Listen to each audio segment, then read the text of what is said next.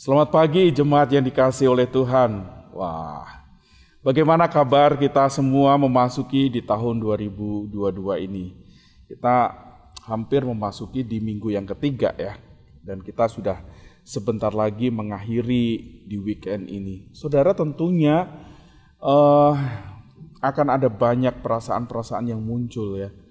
Ada kekhawatiran iya, ada sukacita iya, karena semua kekhawatirannya nggak beralasan. Tetapi saudara tahu nggak bahwa sesungguhnya semua yang mengontrol hidup saudara itu adalah Tuhan.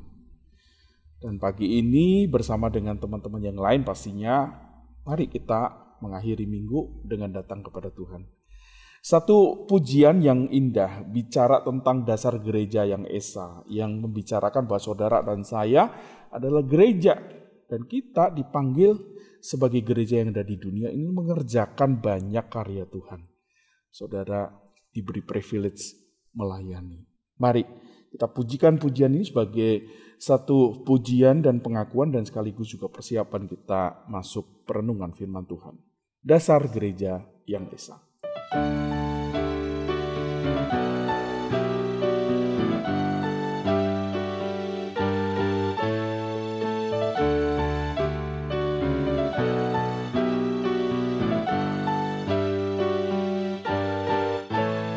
Dasar gereja yang esa ialah Yesus Kristus yang dibangun olehnya dengan air firman-Nya.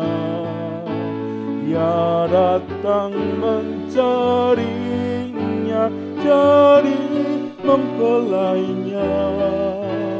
Dia korbankan darahnya menebus gerejanya.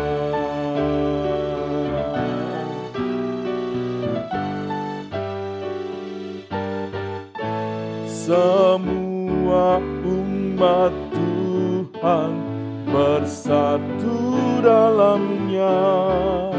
Satu Tuhan seiman, satu pemandian, satu nama ku sembah, satu perjamuan,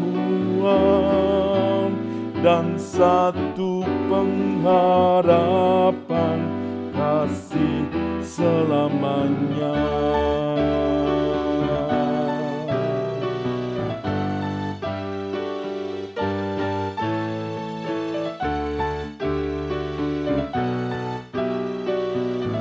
Pujikan ayat yang keempat. Gereja yang di surga dan yang di dunia bersatu dalam Tuhan, ketiga yang esa. Ya Tuhan, anugerah supaya kami Engkau tempatkan juga kekal selamanya. Engkau tempatkan juga kekal selamanya.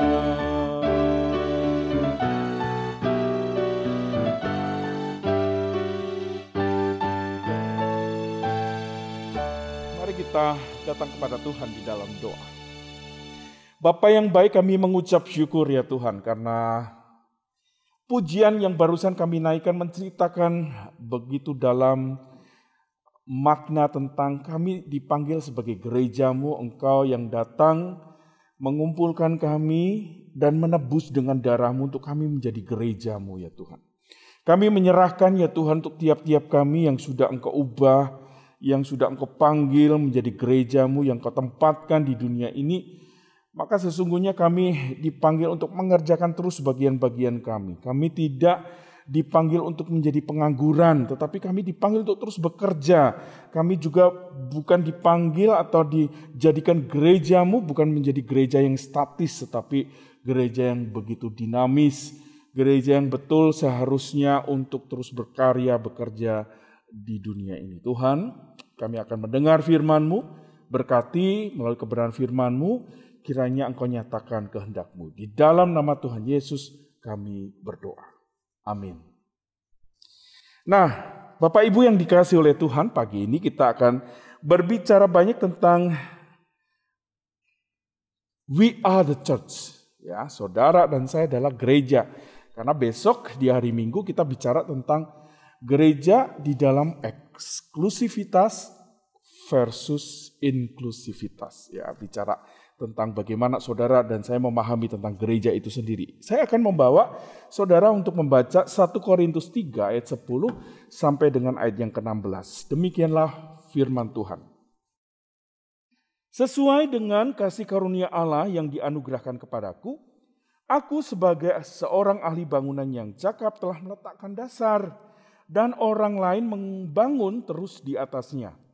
Tetapi tiap-tiap orang harus memperhatikan bagaimana ia harus membangun di atasnya. Karena tidak ada seorang pun yang dapat meletakkan dasar lain daripada dasar yang telah diletakkan, yaitu Yesus Kristus. Entahkah orang membangun di atas dasar ini dengan emas, perak, batu permata, kayu, rumput kering, atau jerami. Sekali kelak pekerjaan masing-masing orang akan nampak, karena hari Tuhan itu akan menyatakannya, sebab ia akan nampak dengan api, dan bagaimana pekerjaan masing-masing orang akan diuji oleh api itu. Jika pekerjaan yang dibangun seseorang itu tahan uji, ia akan mendapat upah. Jika pekerjaannya terbakar, maka ia akan menderita kerugian, tetapi ia sendiri akan diselamatkan. Tetapi seperti dari dalam api. Tidak tahukah kamu bahwa kamu adalah bait Allah dan bahwa Roh Allah itu diam di dalam kamu? Demikian jauh pembacaan firman Tuhan. Berbahagialah bagi Bapak Ibu Saudara yang sekarang ini membaca firman ini, merenungkannya dan melakukan firman itu siang dan malam. Saudara, kita akhir-akhir ini heboh dengan adanya tayangan artis-artis. Kalau saya masih mengingat ada satu headline di media sosial bicara ada 8 artis mengadopsi yang namanya anak bayi arwah, anak arwah, yang wujudnya itu adalah boneka.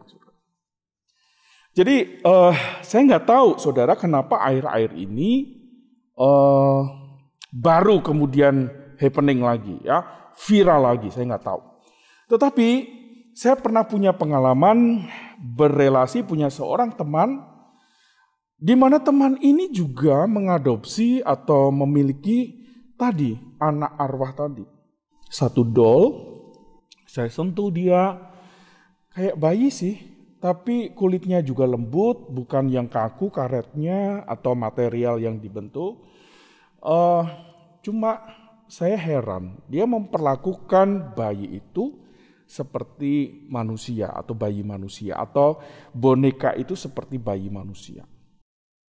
Satu kali dia cerita, saya lagi dongeng nih untuk anak saya. Dia belum punya suami, belum punya keluarga, tapi dia bilang, saya lagi dongeng. Ternyata yang didongengin itu adalah doll tadi, boneka tadi. Lalu tidak berapa lama dia pasang lagi status dan kemudian saya simak. Dia lagi berlibur dengan dollnya itu. Ya, dia letakin boneka itu di satu kursi panjang, lalu di situ ada pool dan dia lagi berenang, lalu bonekanya itu juga dikasih pakaian bayi yang memang settingnya mau berenang. Saudara. Bukan hanya itu saja, tadi cerita, lalu kemudian diajak aktivitas olahraga, staycation saudara. Ya, sekarang ini lagi musimnya staycation karena orang bilang wah bosan di rumah, perlu atmosfer yang baru, perlu tempat yang baru. Maka kemudian banyak orang mulai staycation, latah saudara. Ya, termasuk teman saya ini dia ajak staycation. Lucunya lagi saudara, di staycation itu bukan karena dia kepingin liburan, tapi mau nyenengin itu doll tadi. Dan kesehariannya saudara di rumahnya dia sediakan tuh ruangan sendiri, kamar sendiri, tempat tidur sendiri dengan berikut semua pernak-perniknya. Saya mikir nih orang lama-lama jadi gila. Saya bilang, lu gila ya? Lu sakit jiwa ya? Ini loh gak bisa berespon terhadap apapun yang kamu kerjakan, yang kamu kemudian lakukan. Tapi kamu merasa bahwa dia meresponi kamu. Dia hanya cuma tertawa, saudara. Nah, bayangan itu mulai muncul lagi di dalam memori saya ketika saya membaca headline tadi. Lucu ya. Ada satu boneka yang gak bisa ngapa-ngapain, lalu kemudian dianggap bahwa dia bisa melakukan atau bisa ngapa-ngapain gitu loh. Artinya begini, ada manusia yang bisa melakukan banyak aktivitas, tidak begitu dihargai, tetapi ada makhluk mati, betul-betul mati, gak bisa hidup, tapi lebih dihargai. Nah saudara, kita ngomong tentang penghargaan kita yang bisa saja salah menghargai. Tapi Tuhan gak pernah salah menghargai kita. Saudara. Tuhan gak pernah kemudian menyayangkan kasih-Nya. Kalau saudara tadi simak ayat atau bait-bait dari lagu pujian tadi, Ia datang mencari saudara dan saya untuk menjadi mempelainya, lalu dia korbankan darahnya untuk menebus saudara dan saya menjadi gerejanya. Saudara jelas. Dia betul-betul memandang saudara, dia itu Allah, Yesus, memandang saudara dan saya betul-betul dipandang sangat berharga. Karena apa? Saudara kemudian dicari, saudara dihargai, dan saudara dijadikan bukan boneka sama Tuhan. Kalau tadi boneka ya tetap aja boneka. Mau dihargai model kayak apa, diajak aktivitas kayak apa, dia tetap boneka, gak bisa berespon. Tetapi Allah yang menghargai saudara dan saya tidak sedang menjadikan saudara dan saya itu boneka. Saudara ditebus menjadi umat kepunyaannya, saudara dipilih di saat saudara dan saya ini sedang dalam keadaan berdosa, gak ada satupun kualifikasi yang layak yang membuat saudara itu kemudian mendapatkan hak privilege untuk ditebus, untuk menjadi umat kepunyaannya, tetapi dia lakukan itu. Dan perhatikan, tidak menjadikan saudara itu doll atau boneka. Jadi artinya saudara perhatikan bagian firman Tuhan ini jelas di ayat 10. Sesuai dengan kasih karunia Allah yang dianugerahkan kepadaku, aku ini menjadi seorang tukang bangunan atau ahli bangunan yang cakap. Lalu ya perhatikan, tetapi tiap-tiap orang harus memperhatikan. Jadi artinya saudara, ada orang-orang yang telah ditunjuk dan dipilih oleh Allah dengan tanggung jawab dan tugas masing-masing. Kalau saudara perhatikan di bagian surat Paulus yang lain dikatakan ada pemerintah, ada gembala, ada pemimpin gitu kan. Jadi jabatan-jabatan tanggung jawabnya itu sudah ditetapkan oleh Tuhan. Masing-masing itu bekerja, berkarya di ladangnya di dunia ini. Saudara dan saya juga diberikan kepercayaan yang sama. Bahwa semuanya ini dianugerahkan yang datangnya dari Tuhan. Bukan kemudian saudara menganggap diri layak, saudara jadi pemimpin gereja atau pemimpin rohani, enggak. Tapi semuanya itu datangnya dari Tuhan. Dan saudara diberi semuanya itu bukan untuk jadi bonekanya Tuhan. Di sini dikatakan begini. Tetapi tiap-tiap orang harus memperhatikan bagaimana ia harus membangun di atasnya. Saudara dan saya itu diberi keleluasaan untuk menggarap, untuk bekerja, untuk melayani dengan spirit apapun, dengan metode apapun, tentunya semuanya hikmatnya datangnya dari Tuhan, tetapi Tuhan melihat bukan hasilnya, prosesnya. Proses untuk membangun itu di sini dikatakan kalau engkau sudah ada dasar yaitu Yesus Kristus, itu adalah dasar yang baik, tetapi pertanyaannya engkau membangun di atas dasar itu dengan apa? Di sini dikatakan ayat yang ke-12 dengan emas, dengan perak, dengan batu permata, kayu, rumput kering atau jerami. Itu tergantung kepada saudara dan saya. Jadi setiap kita diberi keluasaan, bukan boneka. Saudara diberikan tidak paksaan lah. Saudara dianggap berharga oleh Tuhan. Semuanya saudara diberikan will, kehendak bebas untuk mengerjakan semuanya itu. Tapi ingat saudara, dari suratnya Paulus ini adalah surat penggembalaan untuk orang-orang yang sedang terus bertumbuh menjadi orang yang dipakai oleh Tuhan, memberkati, melayani orang-orang. Saudara perhatikan di situ. Apakah engkau membangun dengan emas, perak, batu permata, kayu, rumput kering, atau jerami? Itu tergantung saudara dan saya.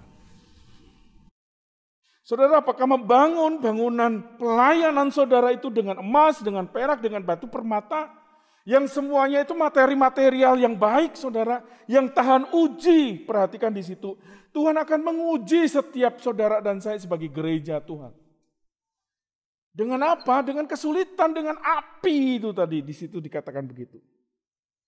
Lalu kalau seseorang itu membangun semuanya dan bangunannya itu tahan uji, saudara, maka dia akan mendapat upah. Ya. Saudara pastinya tahu dong, bangunan yang bagus, material yang bagus, dan material yang asal-asalan. Lalu di sini Tuhan bilang, kalau engkau membangunnya dengan asal-asalan, kalau kemudian ada ujian atau api, lalu dikatakan apakah ujian itu mampu membakar. Saudara, material yang tadi disebutkan ada rumput kering, ada kayu, ada jerami. Itu kalau ada api semuanya hangus. Tapi kalau emas, perak, mungkin ada api, mungkin sempat meleleh emas dan perak di dalam titik lelehnya tertentu, saudara. Kalau apinya panas, sangat panas, lalu berada pada titik leleh tertentu. Tetapi kalau dibandingkan titik lelehnya daripada jerami, rumput kering, kayu, beda. Lalu kalau kita ngomong tentang batu permata itu lebih keras lagi. Mungkin panasnya itu akan melebihi dari panas titik leleh dari emas dan perak. Saya nggak tahu, saudara. Karena permata itu kan sejenis batu perhiasan yang memang betul-betul keras gitu. Saya nggak tahu titik lelehnya. Saya belum mencari informasi. Tetapi saya sangat meyakini titik lelehnya juga berbeda dan mungkin lama. Ujian itu bisa kemudian bisa berbentuk sama. Tapi emas, perak, batu permata bisa tahan. Tapi kalau rumput, kering, jerami, kayu,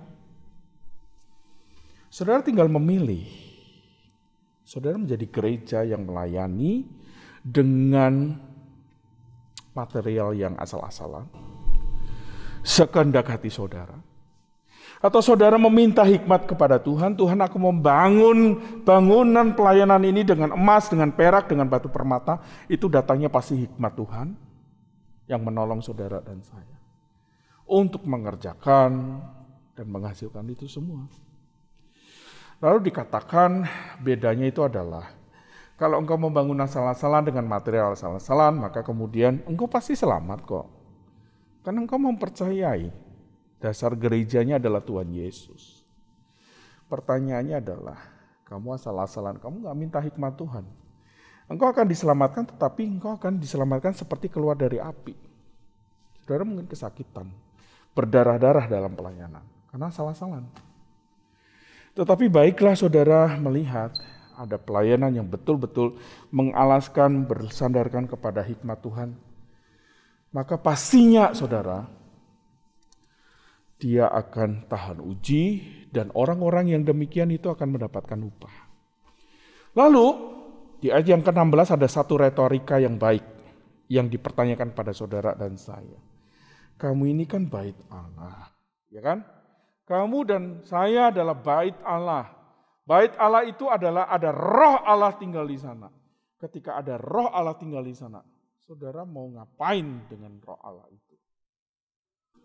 Saudara membiarkan atau saudara berinteraksi, berelasi di sana? Saudara intim dengan roh Allah. Saudara bekerja, melayani, berkarya. Melibatkan Tuhan terus. Pastinya bangunan saudara itu akan menjadi bangunan yang tahan uji. Yang mungkin dari emas, yang mungkin dari perak, yang mungkin dari batu permata. Bukan kayu, bukan jerami, bukan rumput kering. Itu sebetulnya mau ngomong begitu, saudara. Pertanyaannya adalah, kita itu diemin Tuhan gak sih? Kita ini gereja, ada roh Allah di sini. Libatin gitu loh. Di tahun 2022 ini, libatin terus Tuhan di dalam karyamu, pelayananmu, panggilanmu. Saudara jangan merasa bahwa saudara yakin nih, semuanya sudah kayaknya udah pulih, ya. Omikron memang ada jadi ancaman, tapi kayaknya enggak deh. Tuhan hilangkan, Tuhan angkat semuanya, ya. Saya percaya itu. Pertanyaannya, setelah semua kesulitan itu diangkat oleh Tuhan, kamu akan masih sama mengerjakan karya pelayananmu dengan hikmatmu sendiri, atau Allah yang tinggal di dalammu itu engkau libatkan? Yang bisa menjawab Anda sendiri. Mari kita gumulkan bersama, karena bangunan pelayanan saudara tidak dinilai oleh orang. Yang bisa menilai itu tahan uji adalah Tuhan. Kerjakan itu berlandaskan pada hikmat. Tuhan memberkati saudara. Mari kita berdoa. Bapa yang baik, kami menyadari ya Tuhan, bahwa kami bukanlah ahli bangunan. Mungkin ada orang-orang yang Engkau tempatkan memperkenalkan tentang alas dasar bangunan, yaitu Engkau. Engkau memilih pendahulu-pendahulu kami. Engkau memilih hamba-hamba Tuhan untuk membawa kami dekat, dan kami dibangun di dalam dasar yang kokoh itu. Tetapi kami lupa melibatkan Tuhan di dalam banyak hal, karena sesungguhnya ketika kami membangun diri kami sebagai bait Allah dan roh Allah itu tinggal, maka harusnya kami betul-betul melibatkan Engkau. Ampuni kami ya Tuhan, kami mendiamkan, kami tidak melibatkan-Mu. Ampuni kami ya Tuhan, kami hanya mengandalkan hikmat kami sendiri. Baiklah kami kembali mengingat bagian firman Tuhan yang indah ini. Ajar kami terus untuk bersandar kepadamu, sehingga tiap apa yang kami kerjakan sebagai gereja, kami membangunnya dengan emas, dengan perak, dan batu permata. Bukan dengan kayu, bukan dengan jerami, ataupun dengan rumput yang kering. Tolong kami Tuhan, ini seru doa kami, di dalam nama Tuhan Yesus kami berdoa. Amin. Saudara, sebentar lagi akan ada tayangan pokok-pokok doa. Yuk kita semua berdoa untuk pokok-pokok doa ini, kiranya pokok-pokok doa ini juga memberkati saudara menjadi pendoa-pendoa syafaat yang baik. Tuhan memberkati saudara.